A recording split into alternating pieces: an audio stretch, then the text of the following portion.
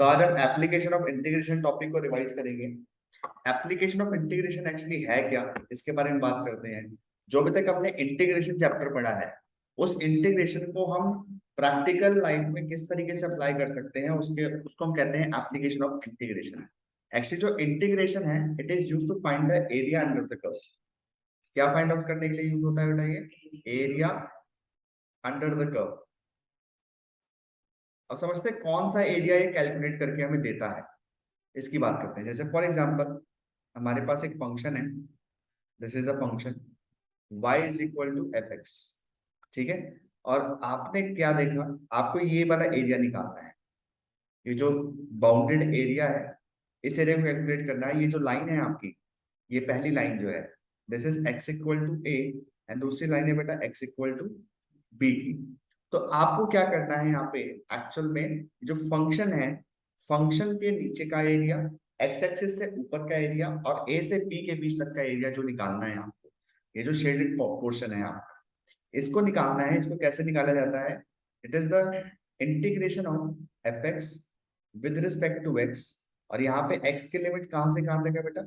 a to b। तो a से लेके b के बीच में इसको हम इंटीग्रेट करेंगे। इसको आपको कैसे देखना है कि कहाँ से कहाँ तक की लिमिट है? सबसे पहले चीज आपको देखना है ये रीजन स्टार्ट कहाँ से हो रहा है।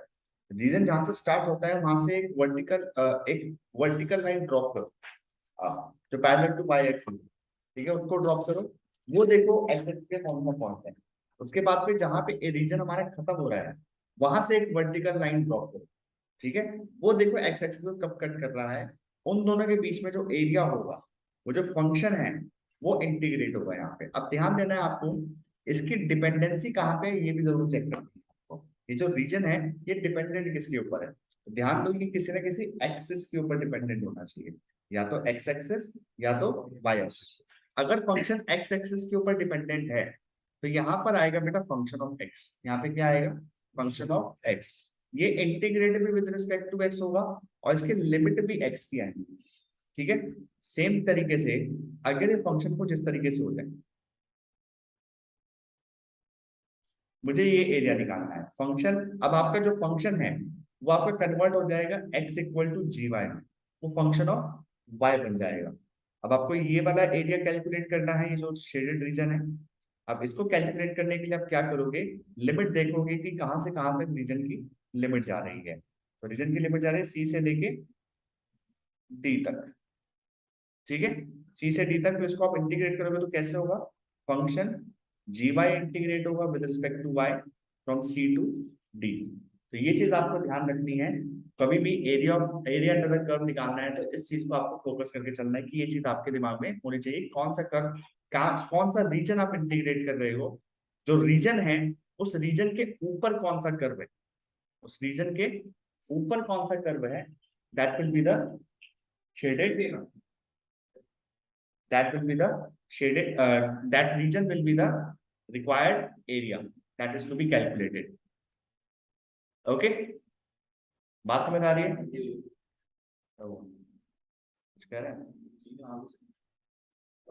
ठीक है बच्चे, तो जल्दी जल्दी नोट कर लो इसको, आगे बढ़ते हैं इसके बाद। This is the area under the curve. साथ साथ नोट करते रहो बच्चों, सो दैट थोड़ा सा मैं इसको फास्ट लेके चल सकूं।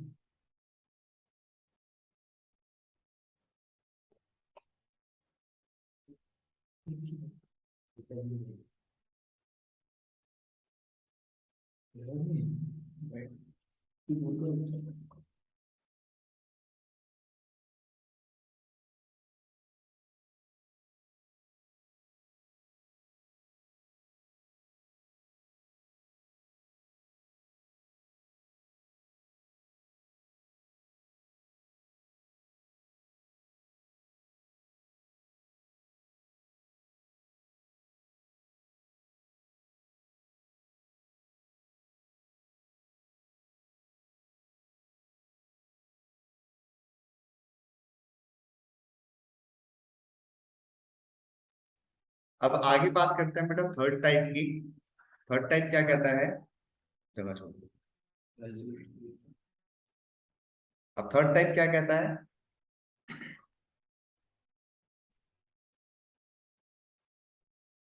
अगर आपको फंक्शन इस तरीके से गिवन है, अगर आपका रीजन जो है जब कैलकुलेट करना है आपको, वो समथिंग लाइक दिस है, यहां से लेके यहां तक का एरिया कैलकुलेट करना है, तो ये शेडेड रीजन है जो आपको कैलकुलेट करना है। तो ये लाइन जो है x इक्वल टू ए की मान लेते हैं बेटा, this is x equal to b, और ये जो पॉइंट जहाँ पे कट कर रहे हैं पॉइंट x इक्वल टू सी ले लेते हैं, ये सी पे कट कर रहे हैं। तो आपने करना क्या है बेटा, यहाँ पे जो रिक्वायर्ड रीजन है ए से लेके सी तक जाएगा, ये जो फंक्शन है y is equal to f x, यही इंटीग्रेट होगा आपका। अच्छा ध्यान दो, दोनों रीजन, जो ऊपर वाला रीजन और जो नीचे वाला रीजन है, दोनों की डिपेंडेंसी एक्स एक्सिस के ऊपर है, ऊपर वाले की भी और नीचे वाले की भी। तो फंक्शन ऑफ एक्स ही रहेगा, लिमिट भी एक्स की है दोनों की। लेकिन चेंज कहाँ पे आएगा, वो ये है कि सी टू बी में जो फंक्शन इंटीग्रेट हो रहा है, जो इसकी वैल्यू आएगी उसकी आप मॉड्यूलस वैल्यू लेके चलोगे, क्योंकि एक्चुअली में नेगेटिव एरिया है आपका। ये जो एरिया है, this is the negative area. तो नेगेटिव एरिया को पॉजिटिव बनाने के लिए आप क्या करते हो, वैल्यू को पॉजिटिव में कन्वर्ट कर देते हो मॉड लगा के। ठीक है, so this is how we calculate the area under the curve. अच्छा, इसके साथ एक और चीज देख लेते हैं, फोर्थ पार्ट। मान लेते हैं आपके पास एक कर्व है बेटा, y is equal to f x, y is equal to f x का कर्व है, और ये कर्व है बेटा y is equal to g x का। ठीक है, आपको ये एरिया निकालना है। इस एरिया को कैसे निकालोगे, ये एरिया इसकी ना ही डिपेंडेंसी एक्स एक्सिस के ऊपर है और ना ही वाई एक्सिस के ऊपर है। तो सबसे पहले देखोगे एरिया स्टार्ट कहाँ पे हो रहा है, एरिया स्टार्ट हो रहा है बेटा एक्स इक्वल टू ए पे मान लेते हैं, और एरिया खत्म हो रहा है कहाँ पे, एक्स इक्वल टू बी पे। ठीक है, अब जो ऊपर वाला कर्व है इस पे ध्यान दो, अगर मैं ऊपर वाले कर्व को इंटीग्रेट करूं, अगर मैं ऊपर वाले कर्व को इंटीग्रेट करूं तो क्या मैं कह सकता हूँ ये पूरा एरिया आ जाएगा, ये रेड वाला, ये पूरा एरिया आ जाएगा। और अगर मैं y को ये function y is equal to g x को इंटीग्रेट करूं, अगर y is equal to g x को इंटीग्रेट करूं तो क्या मैं कह सकता हूँ कि ये वाला एरिया आ जाएगा मेरे पास, इसके नीचे वाला, क्या मैं कह सकता हूँ ये एरिया आ जाएगा। तो मतलब अगर मुझे रिक्वायर्ड रीजन निकालना है जो ब्लैक कलर से शेडेड है, तो क्या मैं कह सकता हूँ कि ए से लेके बी तक जो ऊपर वाला फंक्शन है, जो रीजन के ऊपर फंक्शन है, उसमें से नीचे वाले फंक्शन के एरिया को माइनस कर दूं, तो क्या मेरा रिक्वायर्ड रीजन आ जाएगा। ये बात सबको समझ आ रही है तो बेटा हाँ बोल दो सारे बच्चे। ऊपर वाले कर्व को जब मैंने इंटीग्रेट किया तो ये रेड वाला पार्ट आ गया, नीचे वाले कर्व को इंटीग्रेट करके देखा तो नीचे ये ब्लू वाला पार्ट आ गया मेरे पास। ठीक है, जब रेड वाले पार्ट में से मैंने ब्लू वाला पार्ट हटा दिया तो क्या मैं कह सकता हूँ ये मेरा रिक्वायर्ड एरिया आ जाएगा। ठीक है, दैट इज द ब्लैक वाला पार्ट। ठीक है, so this is how we calculate the area under the curves. तो ये चार पॉसिबिलिटीज हैं जो आपको क्वेश्चंस में दिखाई देंगे।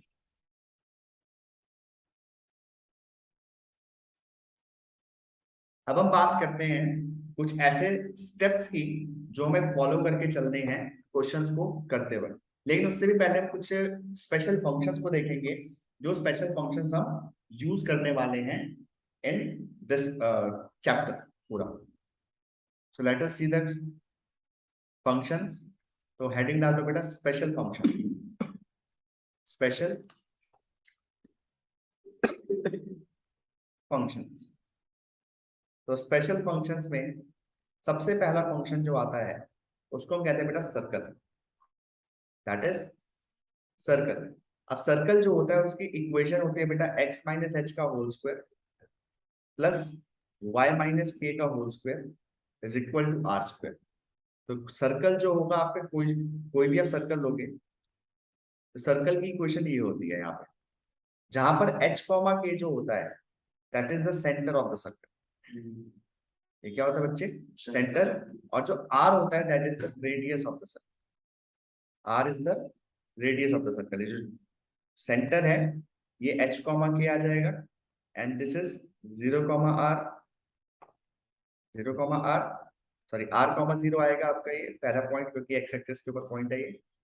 This point will be r comma 0, this is minus r comma 0, this point is 0,r, and 0, ठीक है।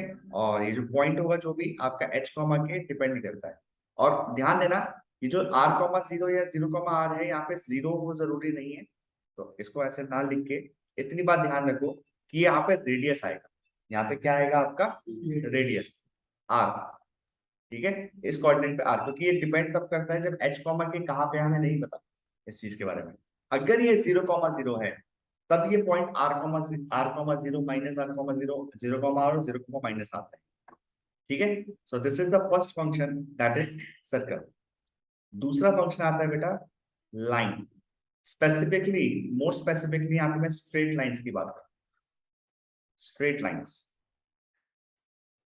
अब स्ट्रेट लाइंस बेटा आपने छोटी क्लासेस में सीखे हुए हैं कैसे इसको प्लॉट किया जाता है।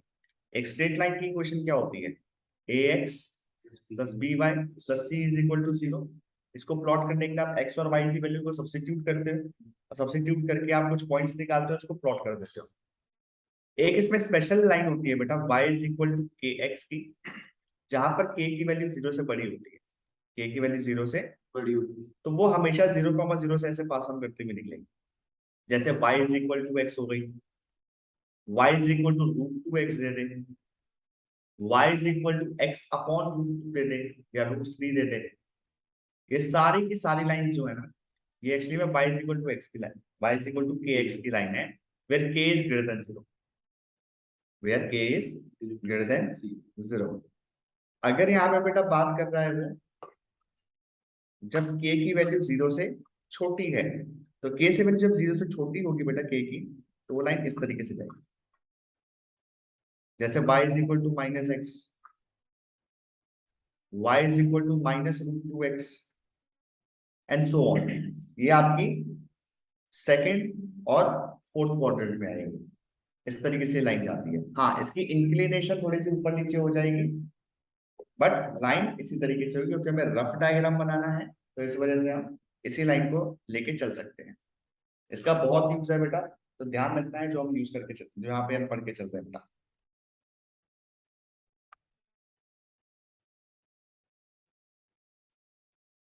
तो अब आगे बात करते हैं बेटा थर्ड फंक्शन की अपने। द थर्ड फंक्शन इज, जो होता है बेटा आपका पैराबोला। पैराबोला, पैराबोला बेटा आपके चार टाइप्स के होते हैं। पहला टाइप होता है पैराबोला का right handed parabola. This is the right handed parabola. अब राइट हैंडेड पैराबोला क्या होता है आपका बच्चे, ये कुछ इस तरीके से दिखाई देता है। इसका एक फोकस होता है, जिस फोकस होता है बेटा a,0। इसकी इक्वेशन होती है बेटा y square is equal to 4ax, y square is equal to 4ax। Second होता है बेटा left handed parabola, left handed parabola, ये इस तरीके से दिखाई देगा बेटा यहाँ पे। इसका फोकस क्या हो जाएगा, -a,0। तो इसकी इक्वेशन होती है बेटा y square is equal to -4ax। Third होता है आपका बेटा that is upward parabola. Upward parabola बेटा इस तरीके से दिखाई देता है, लाइक दिस। इसका फोकस हो जाएगा बेटा 0,a, और इसकी इक्वेशन होती है बेटा x square is equal to 4ay। And the fourth one is downward parabola, downward parabola, ये इस तरीके से दिखाई देता है बेटा। दिस इज 0, -a टाइप का इसका फोकस होता है, and the equation is x square is equal to -4a।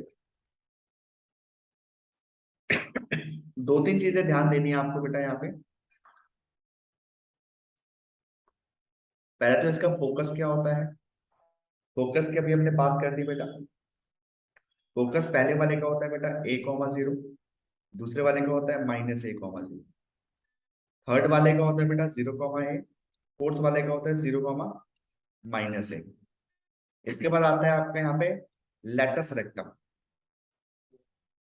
Latus rectum की जो लेंथ होती है बेटा दैट इज सब में 4a होती है, 4a 4a 4a and 4a।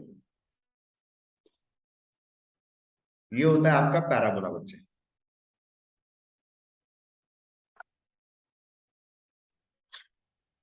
I hope अच्छे तरीके से समझ आ रहा है। अब फोर्थ पार्ट जो हम पढ़ने वाले हैं that is known as ellipse. उसका नाम है बेटा एलिप्स। अब एलिप्स क्या होता है इसकी बात करते हैं। फोकस में वो देती है।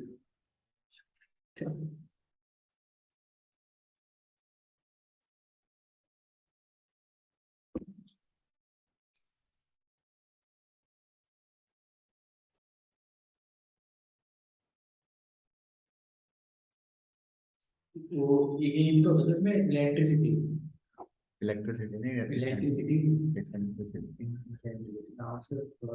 एलिप्स में होता है। अब आगे बात करते हैं बेटा व्हाट इज इसेंट एलिप्स। एलिप्स। एलिप्स का क्या है आपका, दो तरीके के आपके एलिप्स होते हैं, इसके बारे में बात करते हैं हम। सबके पूरे हैं, 11th क्लास में पढ़ाया था कुछ।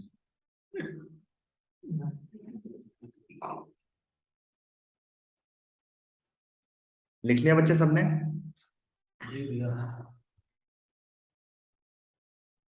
तो हम बात करते हैं बेटा एलिप्स की।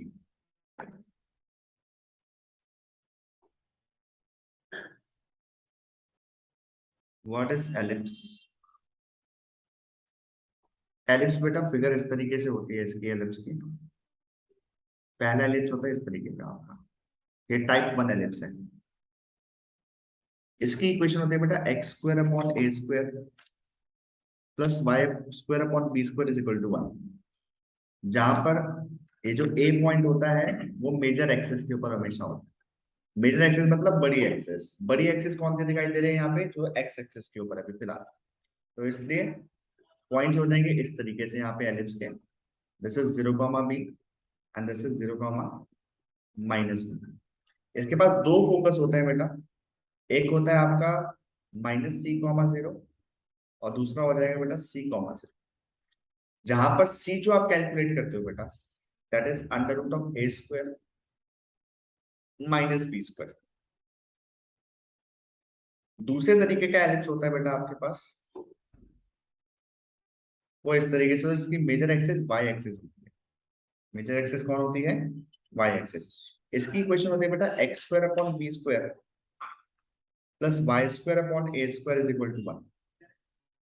इसका जो पॉइंट होता है इस तरीके से होता है 0 comma A 0 comma minus A. This point is b comma 0, this is minus b comma 0। इसके पास भी दो ही फोकस होते हैं, 0 comma minus C and 0 comma C. ठीक है, ये जो कॉर्नर पॉइंट्स है जहां पे ए पॉइंट आ रहा है दोनों में, इस यहाँ पे मेजर एक्सिस बेटा आपकी वाई एक्सिस है और यहाँ पे मेजर एक्सिस आपकी एक्स एक्सिस है। ठीक है, तो जो कॉर्नर पॉइंट है इसको वर्टिसेस कहा जाता है। क्या कहा जाता है, तो इसके वर्टिसेस की बात करें पहले, तो पहले वाले के वर्टिसेस क्या है बेटा प्लस माइनस ए कॉमा 0। दूसरे वाले की क्या है 0 कॉमा प्लस माइनस ए, लेकिन रहेगा ए ही बेटा। ध्यान देना, आपने सबसे पहले इसको कैसे पहचानना है कि नीचे वैल्यू किसके ज्यादा है, एक्स के नीचे वैल्यू ज्यादा है या वाई के नीचे वैल्यू ज्यादा है। ठीक है, अगर एक्स के नीचे ज्यादा है तो फर्स्ट टाइप है, वाई के नीचे वैल्यू बड़ी होगी तो सेकंड टाइप 2 है आपका। ठीक है, इसके फोकस की बात करोगे बेटा तो फोकस क्या आ रहा है बेटा आपके पास, पहचानना है।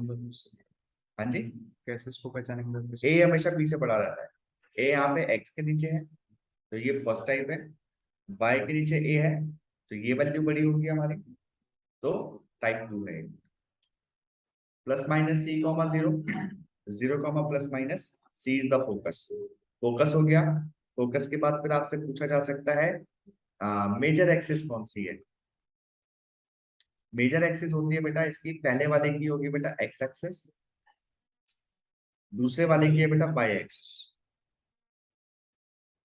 इसके बाद आपसे पूछेगा लेटस रेक्टम, दोनों का लेटस रेक्टम सेम होता है बेटा 4b square upon A, 4b square upon A.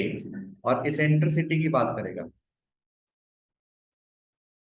Eccentricity is equal to E जो होता है C upon A. E is equal to, अच्छा कहीं कहीं पे ना आपको ये C की वैल्यू को इस तरीके से भी लिख के दे सकता है, A इंटू ई। C की वैल्यू को आपको कहीं कहीं पे क्या यूज कर देगा, A इंटू ई। हाँ तो फिर ए को कुछ नहीं करना आपने, बस एक्चुअल में ये फोकस की बात कर रहा है। अगर कोई point x is equal to A E है, एक्चुअली में ये फोकस की बात कर रहा है, ये इस तरीके से जा रहा है, ये है आपकी लाइन। अगर x इक्वल टू सी होता है तो x इक्वल टू सी की लाइन तो ऐसी ही होती ना। अब ये x इक्वल टू ए ई बोल दे कहीं पे, तो वो भी लाइन यहीं पर ही है, ये वाली लाइन है। फिर ना c is equal to C upon A, तो c is equal to A E आ जाएगा आपका। ठीक है, तो c की वैल्यू जनरली इस तरीके से निकलती है, लेकिन कभी कभार अगर इसने x इक्वल टू ए ई बोल दिया तो ये फोकस की ही लाइन की बात कर रहा है, फोकस के ऊपर से जो line parallel to y axis आ रही है उसकी बात कर रहा है। ठीक है, तो ये बात आपने ध्यान रखनी है एलिप्स के बारे में। आई होप बेटा सबको समझ आ गई अच्छे से। What is ellipse? दो तरीके की एलिप्स है, चार तरीके के पैराबोला है, एक तरीके का सर्कल है। तो बिल्कुल ऐसे एक ही तरह की हो सकता है। अब एक लास्ट टॉपिक और रहता है इसके अंदर हमारा, लेट अस देखते हैं। एक लास्ट टॉपिक और रहता है हमारा, that is modulus function. Okay. Modulus function,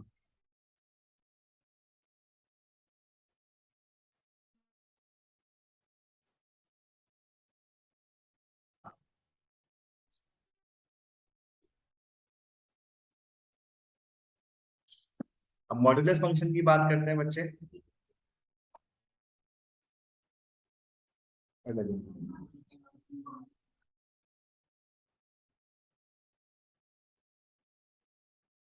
सबने नोट कर लिया बेटा?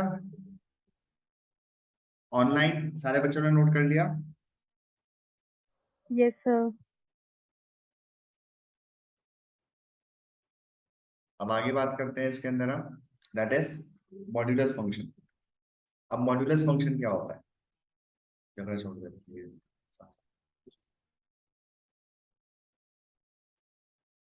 मॉड्यूलस फंक्शन क्या होता है आपके पास, ये फंक्शन आपका y is equal to mod of x minus A type का होता है। What is mod function is y is equal to mod x minus A. तो सबसे पहले आपने क्या करना होता है, इस x माइनस ए को इक्वल टू 0 पुट करके x की वैल्यू निकाल लेनी होती है, दैट इज a। ये पहले a पॉइंट निकालना होता है आपको कि a पॉइंट है क्या। फिर आपने करना क्या होता है, इस फंक्शन को ब्रेक कर देना है इस तरीके से, ये फंक्शन ब्रेक हो जाएगा आपका दो पार्ट्स में, दो पार्ट्स में डिवाइड हो जाएगा, x is less than a and x is greater than equal to a। जब x की वैल्यू a से छोटी होती है तो ये अंदर वाली वैल्यू नेगेटिव आएगी x माइनस ए, क्योंकि x आपका a से छोटा है तो x माइनस ए आपका नेगेटिव रहेगा। तो उसको पॉजिटिव बनाने के लिए क्या करोगे, उसको आप माइनस से मल्टीप्लाई करते हो, तो minus of x plus A, minus of x minus A लिख सकते हो इसको आप, माइनस आएगा, minus of x minus A. अब दूसरे फंक्शन में देखो तो x की वैल्यू अगर a से बड़ी है, एक x की वैल्यू a से बड़ी पुट करोगे तो ये वैल्यू पॉजिटिव आएगी, तो ये एज इट इज आंसर देगा आपको x माइनस ए। तो मतलब अगर आपको कोई फंक्शन इस तरीके से दे दे मॉड ऑफ x प्लस 3, तो मॉड ऑफ x प्लस 3 कैसे होगा बेटा आपका फंक्शन। सबसे पहली बात कि इसका a निकालना है आपको, तो x plus 3 is equal to 0, तो x की वैल्यू क्या आ गई बेटा, माइनस 3। तो x is less than minus 3 and x is greater than equal to minus 3। जब x की वैल्यू माइनस 3 से छोटी है तो अंदर वाली वैल्यू नेगेटिव आती है, तो ये उसको पॉजिटिव में कन्वर्ट करके दे देगा। और अगर x की वैल्यू माइनस 3 से बड़ी है तो अंदर की वैल्यू ऑलरेडी पॉजिटिव है, तो उसको एज इट इज आंसर में दे देगा। अब इस फंक्शन का ग्राफ बनाना है अगर आपको, तो कैसे बनेगा ध्यान दो। ये पॉइंट, ये फंक्शन ब्रेक का हो रहा है हमारा कौन से पॉइंट के ऊपर, माइनस 3 पे, -1 -2 -3। -3 के लेफ्ट में इस तरीके से फंक्शन बना दो, -3 के राइट में इस तरीके से फंक्शन बना दो। ये जो लाइन है, ये -3 के लेफ्ट वाली लाइन, ये एक्चुअल में आपकी minus of x plus 3 line है। ये पहली फंक्शन को डिनोट कर रहा है, जब इसको प्लॉट करोगे ना एक्चुअल में यही लाइन है। और ये वाली लाइन कौन सी है, y is equal to x plus 3, ये y is equal to x plus 3 की लाइन है आपकी। अगर सेम तरीके से अगर हम बात करें y is equal to mod x function की, तो मॉड x कहाँ ब्रेक हो रहा है बेटा? 0 पे, when x is less than 0 and x is greater than equal to 0, क्योंकि यहाँ पर x को इक्वल टू 0 पुट करोगे तो a तो 0 ही आ जाएगा आपका। तो यहाँ पर फंक्शन क्या आ जाएगा? माइनस एक्स, और यहाँ पे आ जाएगा बेटा x। इसको प्लॉट करोगे तो कैसे प्लॉट करोगे? 0 के ऊपर v बना दो इस तरीके से।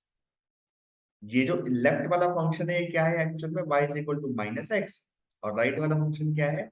y is equal to x. तो एक चीज आपने ध्यान देनी है बेटा, जब भी आप फंक्शन को प्लॉट करो या फिर कुछ भी मॉड्यूलस फंक्शन के अंदर काम करो, तो मॉड्यूलस अपने ओरिजिनल फॉर्म में कभी भी यूज नहीं होता। ये हम पहले भी बात कर चुके हैं कि मॉड्यूलस अपने ओरिजिनल फॉर्म में कभी भी यूज नहीं होता है, उसको सबसे पहले आपको ब्रेक करना होता है। अगर आपको इसको इंटीग्रेट भी करना है ना, तो मैं मॉड एक्स का यूज नहीं करूंगा, मैं देखूंगा सबसे पहले कि मैं कहाँ उसको इंटीग्रेट कर रहा हूँ। अगर मेरी इंटीग्रेशन 0 से कम पे है तो फंक्शन में ये लेके चलूंगा, और इंटीग्रेशन आपकी 0 से बड़ी वैल्यू के लिए है तो मैं फंक्शन ये लेके चलूंगा यहाँ पे, क्योंकि यहाँ पर ये function y is equal to x है, और 0 के लेफ्ट में function y is equal to minus x है। और इसके ऊपर हमने एक बात भी की थी, it is a hybrid function. ये क्या होता है? Hybrid function. और हाइब्रिड फंक्शन कभी भी अपने ओरिजिनल फॉर्म में सॉल्व नहीं होता है, तो सबसे पहले आपको ब्रेक करना होता है। So these are the types of function जो आपको ध्यान रखने थे अपने क्वेश्चन को करते हैं। अब इसके बाद में आपको कुछ स्टेप्स लिखवा रहा हूँ, ये स्टेप्स हर एक क्वेश्चन में यूज होने वाले हैं आपके, ठीक है? तो ये स्टेप अपने दिमाग में बिठा लो, लिख लो अच्छे तरीके से, और हर एक क्वेश्चन इसी स्टेप से होगा। इन्हीं 4 स्टेप्स को फॉलो करते हुए क्वेश्चंस को आप करते रह जाओगे और सारे के सारे क्वेश्चन होते चलेंगे, ठीक है? कैसे?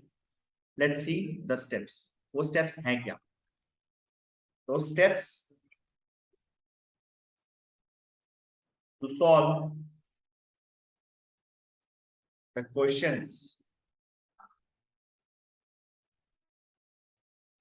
Step number 1, identify the curves.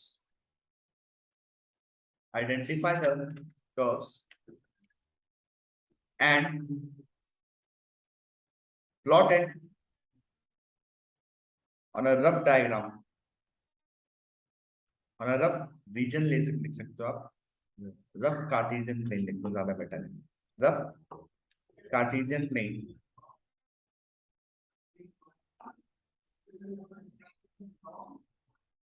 and locate the region required. Locate the region required. Second है if required, इस वर्ड को ध्यान रखना, if required find the point of intersection. अगर required है तो find the point of intersection. Third है formulate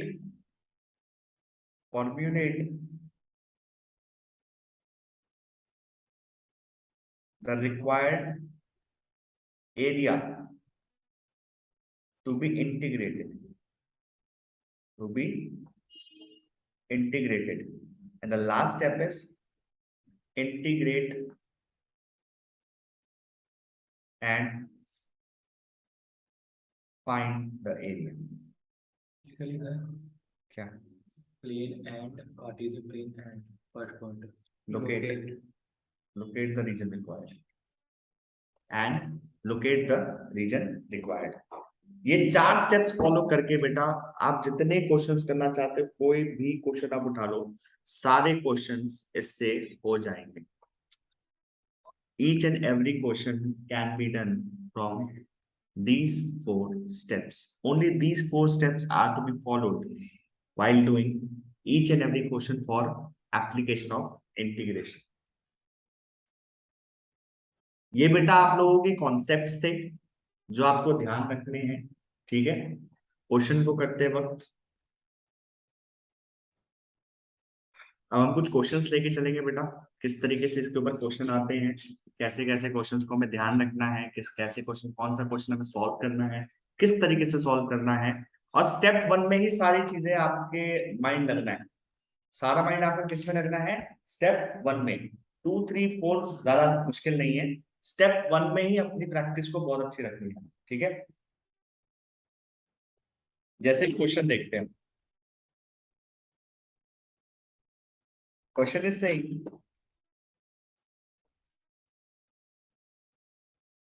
the question is saying, example number 4 लो बेटा, एग्जाम्पल नंबर 4। क्वेश्चन कह रहा है find the area of the region, find the area of the region in the first quadrant enclosed by the x-axis, enclosed by the x-axis, line y is equal to x and the circle x square plus y square is equal to 32। आपने क्या करना है, इनके बीच में जो enclosed area है first quadrant के अंदर, उसको आपने कैलकुलेट करना है। फर्स्ट क्वाड्रेंट के अंदर आपने उस एरिया को कैलकुलेट करना है। सबसे पहला step, I have to identify the curve and plot it on the region. हमें उसको रीजन पे प्लॉट करना है।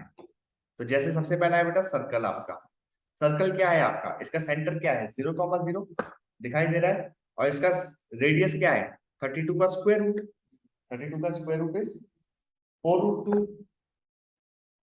32 का स्क्वायर, इधर ध्यान, 32 का स्क्वायर रूट इज 4√2।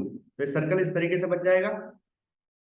तो आप सर्कल को बनाओगे तो ये पॉइंट आपका हो जाएगा बेटा 4√2, 0, this is -4√2, 0, this one is 0,4√2, और ये आपका 0,-4√2। दूसरी लाइन क्या है बेटा, y is equal to x. अभी हमने बात करी थी y is equal to x, ये लाइन इस तरीके से निकलती है बेटा, और कहाँ पे निकालना है, फर्स्ट क्वाड्रेंट में x एक्सिस के साथ। तो क्या मैं कह सकता हूँ ये एरिया की बात कर रहा है, क्या ये मेरा रिक्वायर्ड एरिया है। यहां तक मेरा फर्स्ट स्टेप कंप्लीट हो चुका है, यहां तक किसी को कोई दिक्कत समझ आ रही है। सेकंड स्टेप कहता है if required find the intersection point. अब इंटरसेक्शन पॉइंट कब रिक्वायर्ड होता है, ध्यान दो। अब आपने क्या करना है, जो आपके पास रिक्वायर्ड एरिया है ना, एक बार उसके ऊपर से थोड़ा अपना पेन घुमाओ। रिक्वायर्ड एरिया के ऊपर यहाँ पे क्या चल रहा है बेटा, एक लाइन चल रही है रिक्वायर्ड एरिया के ऊपर, ये बात समझ पा रहे हो। लेकिन ध्यान दो, इस पॉइंट के बाद ये लाइन नहीं है, सर्कल है, ठीक है। ये सर्कल मतलब ऊपर का कर्व चेंज हो जा रहा है मेरा, तो मुझे ये वाला पॉइंट चाहिए होगा, ये जो पॉइंट है ना, हाँ। तो ये क्या है, ये this is the intersection point of circle and the line, this is the intersection point of circle and the line. तो यहाँ पे हम इंटरसेक्शन पॉइंट निकालेंगे, यहाँ पर हम इंटरसेक्शन पॉइंट निकालेंगे। अब इंटरसेक्शन पॉइंट कैसे निकालते हैं बेटा, y is equal to x और X square plus Y square is equal to 32 का इंटरसेक्शन पॉइंट कैसे निकालोगे, y को x पुट कर देते हैं, तो यहाँ पर आप पुट कर सकते हो x square plus x square is equal to 32, 2x square is equal to 32, x square is equal to 16, x की वैल्यू आ गई बेटा +-4, सेम तरीके से y की वैल्यू भी बेटा +-4 आ जाएगी। तो जो आपका पॉइंट होगा दैट इज 4,4 एंड -4,-4। बट मुझे तो कौन सा चाहिए, फर्स्ट क्वाड्रेंट वाला ना। तो एक्चुअल में ये पॉइंट क्या है 4,4, मतलब इसका x कोऑर्डिनेट जो है क्या मैं कह सकता हूँ 4 है, ठीक है। तो यहाँ पर अब मैं थर्ड स्टेप के ऊपर मूव करूंगा, that is the required region, required region. तो रिक्वायर्ड रीजन क्या होगा बेटा हमारा, दैट विल बी, अब ध्यान दो, रीजन क्या है, रीजन स्टार्ट हो रहा है x इक्वल टू 0 से और x इक्वल टू 4 तक जा रहा है आपका। तो 0 से 4 तक कौन इंटीग्रेट हो रहा है बेटा, लाइन आपकी इंटीग्रेट हो रही है, प्लस 4 से लेके 4√2 तक कौन इंटीग्रेट हो रहा है, 4 से लेके 4√2 तक, क्योंकि हमारा रीजन तो 0 से 4√2 के बीच में है ना। तो कौन इंटीग्रेट हो रहा है 4 से 4√2 के बीच में, दैट इज सर्कल, ये सर्कल इंटीग्रेट हो रहा है आपका। सो इसके बाद इसको आप इंटीग्रेट करोगे, ठीक है। अभी सारे ऑनलाइन बच्चे दोबारा ज्वाइन करें, दोबारा ज्वाइन करने के बाद इस क्वेश्चन को पूरा करते हैं, किस तरीके से करना है।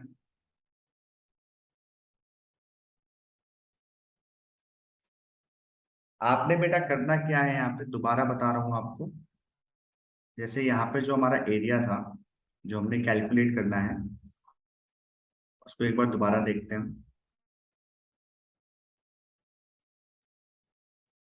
वो एरिया था ये पूरा हमारा, इतनी बात समझ आ रही है? ये हमारे पास एरिया था। अब इस एरिया को कैलकुलेट करने के लिए हमने जो फर्स्ट स्टेप था, हमने फर्स्ट स्टेप पूरा कर लिया। फर्स्ट स्टेप सबको समझ आ रहा है अच्छे तरीके से? फर्स्ट स्टेप तक तो कोई दिक्कत नहीं है। अब सेकंड स्टेप में हमें क्या करना है, देखना है हमें कि इंटरसेक्शन पॉइंट निकलेगा या नहीं निकलेगा। इंटरसेक्शन पॉइंट निकालने के लिए हम क्या करते हैं, जो हमारा रीजन होता है, ये जो रीजन है हमारे पास, इसके ऊपर कर्व होगा। कर्व होगा ना, तो यहाँ पर हम देखते हैं कि कर्व कौन सा है। तो यहाँ से 0 से स्टार्ट हो रहा है हमारा रीजन, तो उसके ऊपर हमने जब पेन घुमाया तो देखा क्या चल रहा है, अभी ये ऊपर एक लाइन चल रही है एक, ठीक है। बट इस पॉइंट के बाद, ये जो पॉइंट है आपका, इसको कलर चेंज कर देता हूं मैं। ये जो पॉइंट है, इस पॉइंट के बाद से इस रीजन के ऊपर कर्व चेंज हो जाता है। कर्व कौन सा आ गया हमारे पास, सर्कल आ गया। ये कौन सा आ गया बेटा हमारा, सर्कल आ गया। ये बात समझ पा रहे हो बेटा? हाँ जी, हाँ जी सर। समझ आ रही है बात? तो हमने क्या किया, इस इंटरसेक्शन पॉइंट को निकाल दिया। ये जो इंटरसेक्शन पॉइंट मेरे पास आया, इस इंटरसेक्शन पॉइंट से पहले मैं लाइन को इंटीग्रेट करूंगा, और इस इंटरसेक्शन पॉइंट के बाद मैं कर्व को इंटीग्रेट करूंगा। क्यों इंटीग्रेट करूंगा, क्योंकि जो लाइन के नीचे, लाइन को जब मैं इंटीग्रेट करता हूं तो उसके नीचे का एरिया टिल एक्स एक्सिस आ जाता है मेरे पास। तो क्या मैं कह सकता हूँ, अगर 0 से 4 के बीच में अगर मैं इंटीग्रेट करता हूँ लाइन को, तो मेरे पास लाइन के नीचे का एरिया टिल एक्स एक्सिस आ जाएगा। मतलब मेरे पास ये वाला पूरा एरिया आ जाएगा, ये जो ट्राइंगल है, ये पूरा एरिया आ जाएगा मेरे पास, ठीक है। अभी मेरे पास जो रिक्वायर्ड एरिया था उसमें तो कुछ कमी पड़ रही है ये वाले पार्ट की। तो 4 से लेके 4√2 तक ऊपर कर्व कौन सा है, वह सर्कल। तो सर्कल को जब इंटीग्रेट करूंगा तो ये वाला पार्ट भी आ जाएगा क्या मेरे पास, तो मेरे पास टोटल रिक्वायर्ड एरिया आ जाएगा। आप समझ पा रहे हो बेटा? मन्नत, हाँ जी सर। क्लियर है आप? हाँ जी। अब आगे बात करते हैं कैसे इसको इंटीग्रेट करना है। अब हमें क्या करना पड़ेगा, इन सबके फंक्शंस को जो है एफ एक्स में कन्वर्ट करना पड़ेगा, फंक्शन ऑफ एक्स में। पहला लाइन कौन सी है बेटा, लाइन तो y is equal to x है, ठीक है। दूसरी कौन सी है बेटा, x square plus Y square is equal to 32। अब मुझे इसको कन्वर्ट करना पड़ेगा इन फंक्शन ऑफ एक्स। तो इसको मैं लिख सकता हूँ बेटा, y square is equal to, y square is equal to 32 minus x square. Y square is equal to 32 minus x square लिखा जा सकता है। तो y की वैल्यू क्या आ जाएगी बेटा, square root of 32 minus x square, that is square root of 32 minus x square. ये आपके पास y का फंक्शन आ जाएगा आपके पास। तो अब हम लाइन और सर्कल की जगह इसकी वैल्यूज को सब्स्टिट्यूट कर देंगे, तो फंक्शन क्या बन जाएगा हमारे पास यहाँ पे, the function will be, required area will be 0 से 4 तक हमने x को इंटीग्रेट करना है with respect to x, plus 4 से लेके 4√2 तक सर्कल इंटीग्रेट होता है। सर्कल क्या था बेटा, 32 माइनस एक्स स्क्वायर dx। सो अब इसको इंटीग्रेट करते हैं बेटा। तो पहला इंटीग्रेशन तो सिंपल सा है, एक्स स्क्वायर बाई 2 आ जाएगा फ्रॉम 0 टू 4। और सेकंड वाले फंक्शन को इंटीग्रेट करने के लिए हम यूज करेंगे integration of under root of A square minus x square. इसका इंटीग्रेशन क्या होता है बेटा, एक्स बाई 2 इंटू में under root of A square minus x square plus A square by 2 sine inverse X upon A, sine inverse X upon A.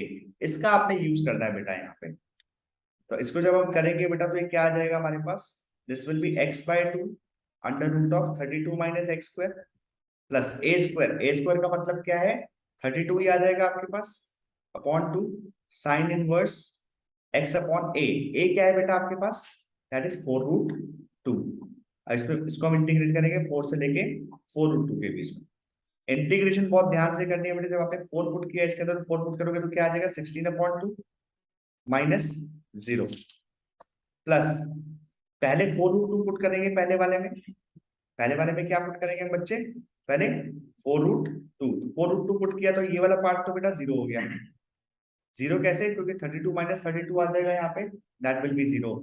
Second part क्या बचेगा हमारे पास, 32/2 is 16 and this will B sine inverse 4√2/4√2, ये आ जाएगा 1। ये आ गया, जब आपने 4√2 put किया तो आंसर आ गया आपके पास ये। माइनस, अब जब आप 4 पुट करोगे बेटा तो 4 पुट करके क्या आएगा, 4/2 is 2 under root of 32 minus 16, क्योंकि 4 का स्क्वायर 16 होता है, प्लस 32/2 इज 16 साइन इनवर्स। अच्छा 4/4√2 क्या होगा बेटा, 1/√2। अब बस इसको बस सॉल्व करना है बेटा, दिस विल बिकम 8 प्लस, अच्छा 16 इंटू साइन इनवर्स 1 को हम क्या लिख सकते हैं, साइन इनवर्स 1 इज 90 पाई/2। ये बात सबको समझ आ रही है, नहीं समझ आए तो बता देता हूँ। साइन इनवर्स जब बाहर है तो हमने देखना है कि साइन हमारा 1 वैल्यू कब लेता है, और साइन जब भी 1 वैल्यू लेता है तब वही आंसर है बेटा। साइन इनवर्स 1 इज पाई/2 माइनस, अब ब्रैकेट ओपन कर रहा हूँ बेटा इसके अंदर में, दिस विल बी 16 इंटू 2, क्योंकि square root 32 minus 16 will be 16, 16 का स्क्वायर क्या हो जाएगा, स्क्वायर रूट क्या हो जाएगा 4, और 4 इंटू 2 इज 8, तो -8 आ जाएगा आपके पास, और ये माइनस का साइन दोबारा इसके साथ लग जाएगा, तो ये आ जाएगा 16। अब साइन इनवर्स 1/√2 की वैल्यू क्या होगी बेटा, दैट विल बी पाई/4 45, ये 45 आ जाएगी बेटा आपके पास। कैसे आ रही है समझ पा रहे हो, 1/√2 साइन का वैल्यू लेता है 45 पे, तो आंसर आ गया 8 plus this will B 8 pi minus 8 minus 4 pi minus 4 पाई, 8 से 8 कैंसिल आउट बेटा, 8 pi minus 4 pi is 4 pi, so the answer is 4 pi square units. Answer is 4 pi square units. This is your answer. So this is how we calculate the area. पूरा का पूरा question समझ आ रहा है बेटा आप लोगों को, किस तरीके से हम आगे सॉल्व कर रहे हैं।